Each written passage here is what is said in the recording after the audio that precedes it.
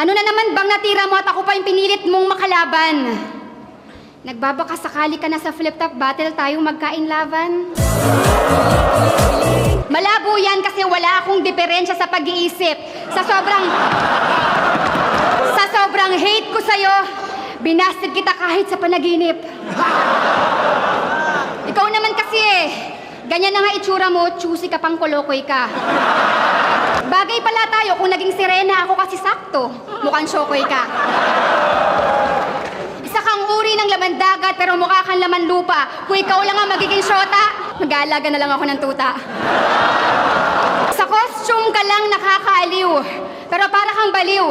Pag nagpawis kilikili neto, mas maasim pa sa paksiw. Kaya wag ka nang mag-ilusyon na pupusuan pa kita. Baka pag nainis mo ko, ngungusuan lang kita. Kaya nga ako nagpunta sa iba't ibang bansa kasi masyado kang makulit. Layo na nga ako ng layo, tapos lapit ka pa din ng lapit. Ang dami mong ginagaya sa bawat laban mo. Hindi ko tuloy alam kung anong pagkatao mong panghahawakan ko. Lalaki ka ba talaga at gusto mo bang ma-educate? Sure nan, bakla lang ang mahilig mag-impersonate. Dati na kitang hinahangaan kaya ngayon flattered ako. Bihira na yung ganitong kalaban, mukhang endangered na to. Ang daming views na mga video mo. Hot topic. Lagi kitang pinapanood dati sa National Geographic. Pero sa klase, nakakatulong yung mukha mo. Picture mo pinapakita pag evolusyon ng tao.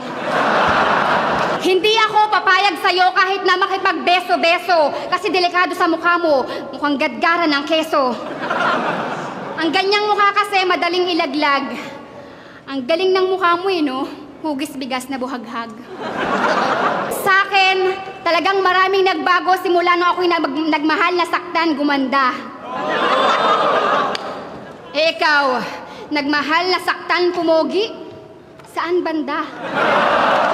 Aminin ko, hindi ako kagandahan. Pero hindi din naman ako pangit. Ikaw. Sabi mo pa nun sa battle nyo ni Rapido, maliit lang ang mukha ko, kaya lamang ang noo. Yung mukha mo kaya kamusta? Malapad din sana yung noo mo kaso sa baba mo napunta. Kasi kung magko-callboy ka naman, siguradong wala kang kikitain. Baka nga yung bading ikaw pasingilin pagkatapos kang gamitin.